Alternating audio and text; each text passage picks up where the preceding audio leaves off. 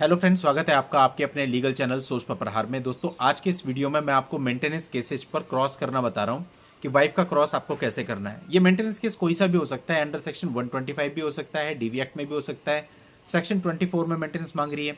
Strategy आपको same रखनी है जो मैं आपको बताना जा रहा हूँ। देखिए, मेंटेनेंस केस जो होता है, चाहे वो सेक्शन 24 में हो, चाहे फिर वो 125 सीआरपीसी में हो, इसमें जनरल अधिकतर प्लेसेस पे कोर्ट का ये रवैया रहता है कि आप मिनिमम क्वेश्चन पूछिए, रिलीवेंट क्वेश्चन पूछिए। बहुत ज़्यादा पूछने आपका अलाउ नहीं करते हैं। कुछ जगह हैं जहाँ पे अलाउ कर देते हैं, बट मैक्सिमम जगह नहीं करते हैं। तो आपको इसी हिसाब से चलना चाहिए कि ऐसा नहीं है कि आप हज़ारों क्वेश्चंस पूछ लेंगे और आप हज़ारों क्वेश्चंस की प्लानिंग करके बैठे हैं। आपको क्या करना है, पहले तो अपने माइंड में सेट करना है कि आपको 50 क्वेश्चंस ड्राफ्ट करने हैं। उन 50 क्वेश्चंस में से भी 25 क्वेश्चंस वो होने चाहिए जिनकी टॉप प्रायोरिटी हो। वो क्वेश्चन किस चीज़ से रिलेटेड होने चाहिए? लड़की की एजुकेशन से, लड़की की बैंक स्टेटमेंट से, उसके एफिडेविट से, उसकी जॉब से, उसकी सैलरी से, उसके पास्ट एक्सपीरियंस से, उसकी एजुकेशन से, उसके एडल्ट्री से, उसके डेजर्शन से। इन चीज़ों से ये इनिशियल क्वेश्चन आपको पूछने हैं, और जो बाकी के आप क्वेश्चन आपको लगता है आपको फायदा दे सकते हैं, उनको उन 25 के पीछे लिस्ट में आपको रखना है। तो पहले स्टार्टिंग से पहले आपको इस तरह का फ्रेम बना लेना है। अब जब क्वेश्चन की शुरुआत हुई, फालतू क्वेश्चन बिल्कुल नहीं पूछने। बहुत सारे लोग होते हैं जो 10-12 क्वेश्चन तो ऐसे ही खराब कर देते हैं, और बहुत सारे ऐसे लोग भी होते हैं जो मिनट मिनट में सजेशन देते हैं। ऐसा भी करने की कोई आवश्यकता नहीं है, उससे कोई फर्क नहीं पड़ता। सजेशन आप चाहें तो आप एंड में भी दे सकते हैं, लास्ट में जब पूरी क्रॉस कर लें, या फिर जहां बहुत ज़्यादा जरूरी हो वहां पर सजेशन दे सकते हैं। तो अब क्या है कि जैसे क्वेश्चंस आपके स्टार्ट हुए, तो सबसे पहले तो आप मैरिज कन्फ्रंट करवा लो कि भाई आपकी मैरिज कब हुई थी, उस मैरिज से आपके कितने बच्चे हैं, उनकी वर्तमान में आयु कितनी है। इतना कन्फ्रंट हो जाए। इसके बाद आप सीधा उसके एफिडेविट में पहुंच जाओ।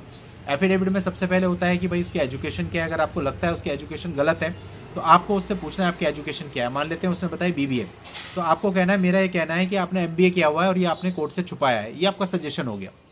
इस तरह की चीज़ों में आपको सजेशन देना चाहिए। इसके बाद आप जॉब पे आ जाओ कि वर्तमान में आप क्या करती हैं। कई बार होता है वो जॉब कर रही होती है, लेकिन उसने खुद को गृहिणी दिखाया होता है, तो ऑब्वियसली वहाँ पे भी वही बोलेगी घरेलू महिला।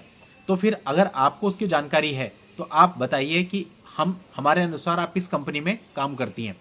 तो वो कहेगी नहीं, मैं नहीं करती। तो ये स्टेटमेंट उसका रिटर्न में आ जाएगा, मैं आज की तारीख पे इस कंपनी में काम नहीं करती हूँ। हो सकता है कई बार आप कुछ प्रूफ्स निकाल लेते हो, लेकिन वो प्रूफ्स एकदम से उसको बताने नहीं है। पहले उससे एडमिशन कराओ वहाँ पे, उसके बाद उससे उसकी सैलरी पूछो। या कई बार होता है उसने अपना बैंक स्टेटमेंट छुपाया है, तो आप उससे पूछो क्या आपने अपने सारे ही बैंक खातों की पिछले 3 साल की डिटेल ऑनरेबल कोर्ट में रजनीश नेहा के साथ संलग्न करी है। अब वो बोलती है हाँ करिए, और आपके पास कोई बैंक अकाउंट ऐसा आ जाता है जो आपको पता है उसने नहीं करा है, तो ये आपके लिए एक प्लस पॉइंट बन जाएगा। मतलब उसके जस्ट आप एडमिशन लेते रहो, तो आप उससे ये सब चीज़ें एडमिट करवाते रहो। अब कई बार होता है कि उसकी जो सैलरी स्लिप होती है वो आपके पास होती है, तो आप उस सैलरी स्लिप से एग्जैक्टली पूछ सकते हो कि क्या आपकी सैलरी इतनी है, मेरा मानना है आपकी सैलरी इतनी है। तो मना करेगी नहीं, मेरी सैलरी इतनी नहीं है, मैं तो काम ही नहीं करती, वो ले लो। इस तरह से आपको क्रॉस में उसकी सैलरी से रिलेटेड, उसके बैंक अकाउंट से रिलेटेड और उसके एजुकेशन से रिलेटेड चीज़ों को निकालना है। अब सेकंड चीज किस बेस पे आपका मेंटेनेंस खारिज हो सकता है? एडल्ट्री के बेस पे। तो अब आपसे उनसे पूछना है क्या फला फला बंदे को जानती हैं? अगर आपको उसका नाम पता है, एड्रेस पता है, वो मना करेगी कि नहीं मैं उसको नहीं जानती हूँ। फिर आपको पूछना है क्या आप उसके साथ इस पर्टिकुलर जगह पर घूमने गई थी, या आप उसके साथ इस पर्टिकुलर होटल में इतनी दिनांक को गई थी। वो इन सब चीज़ों को डिनाई करेगी, मना करेगी। ये सारी स्टेटमेंट उसकी क्रॉस पर आने दीजिए। उसके बाद लास्ट में डिजर्शन का पॉइंट आता है। डिजर्शन पे आप क्वेश्चन पूछ सकते हो कि अब आखिरी बार अपने पति के घर से कब गई थी, उस दिन क्या इंसिडेंट हुआ था, कैसे गई थी। जितने क्वेश्चन आप पूछ सकते हो, कैसे गई थी, किसके साथ गई थी, जब आप गई थी तो उस समय पे आपने कोई पुलिस शिकायत करी थी, अपने मायके जाके क्या आपने कोई पुलिस शिकायत की थी, कोई मेडिकल किया था। कई बार होता है कि उस समय कुछ भी नहीं किया गया होता, और 6 महीने के बाद आप पे, 1 साल के बाद आप पे मुकदमा किया गया होता है। तो ये सारी चीज़ें आपको ऑन रिकॉर्ड लेनी है, और ये साबित करने की कोशिश करनी है कि जो डेजर्शन है वो उसकी तरफ से रहा है, यानी वो आपको अपनी इच्छा से स्वयं से त्याग करके गई है।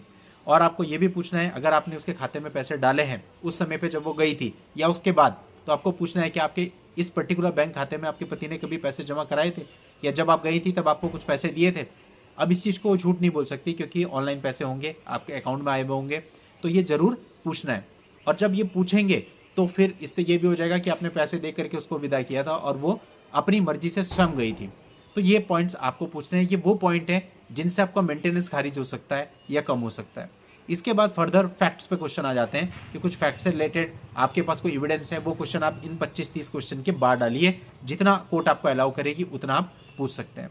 लेकिन जो इनिशियल क्वेश्चन है एफिडेविट से रिलेटेड, उसके एडल्ट्री से रिलेटेड, उसके एजुकेशन से रिलेटेड, जॉब से related, salary slip, bank account से रिलेटेड, इनको आपको किसी भी तरह से छोड़ना नहीं है। मेन क्वेश्चन आपके यही है जिनसे आपको रिलीफ मिलेगा। अब जब ये क्रॉस कंप्लीट हो जाती है, इस क्रॉस के बाद उसने जितने झूठ बोले आप टैली कीजिए, हर एक झूठ के लिए हर एक फॉल्स स्टेटमेंट के लिए आपके पास क्या एविडेंस है। और कई बार होगा आपके पास बहुत एविडेंस होते हैं, उसने बोला मैं नौकरी नहीं करती हूँ, आपके पास उसका ऑफर लेटर है, उसकी सैलरी स्लिप है। कई बार उसने बोला मेरा एक ही बैंक अकाउंट है लेकिन आपको किसी और बैंक अकाउंट के बारे में भी जानकारी है। कई बार उसने बोला मैं इस लड़के को नहीं जानती हूँ लेकिन आपके पास उसके साथ उसके फोटोग्राफ हैं, होटल के रूम की एंट्री है या और कुछ। तो इस तरह की जो भी चीज़ें आपके पास है, अब आप आ जाइए 340 सीआरपीसी पे, 340 सीआरपीसी लगाइए और उसमें वो सारे प्रूफ अटैच करके उसकी क्रॉस जो होगी उसकी एक सर्टिफाइड कॉपी लगा दीजिए। फिर देखिए 340 कैसे घुमाता है। हम लोग क्या करते हैं, 340 लगाते हुए कुछ कंक्रीट हमारे हाथ में होता नहीं है, बस जो हमें लगता है इस बेस पे लगा देना चाहिए हम लगा देते हैं, जनरली उसमें रिलीफ नहीं मिलता। लेकिन जब इतना कंक्रीट होगा कि उसके खुद के सेल्फ स्टेटमेंट है और हर स्टेटमेंट के लिए एक रिकॉर्ड लगा हुआ है, तो दोस्तों फिर 340 में जान निकल जाएगी। क्योंकि अब कैसे आप उसको साबित करेंगे, आपके खिलाफ चला जाएगा। और हमने बहुत मामले ऐसे देखे जहाँ कंक्रीट 340 होता है, लड़की केस में आना बंद कर देती है और 125 सीआरपी से मेंटेनेंस के केस ऐसे पड़े पड़े खारिज हो जाते हैं। तो इसलिए आपको स्ट्रेटेजी से चलना है, जीत निश्चित रूप से मिलेगी। चलिए दोस्तों, आज के इस वीडियो में इतना ही। नेक्स्ट वीडियो में नई जानकारी के साथ मैं आपसे फिर मिलता हूँ। तब तक के लिए goodbye and thank you for watching. Take care.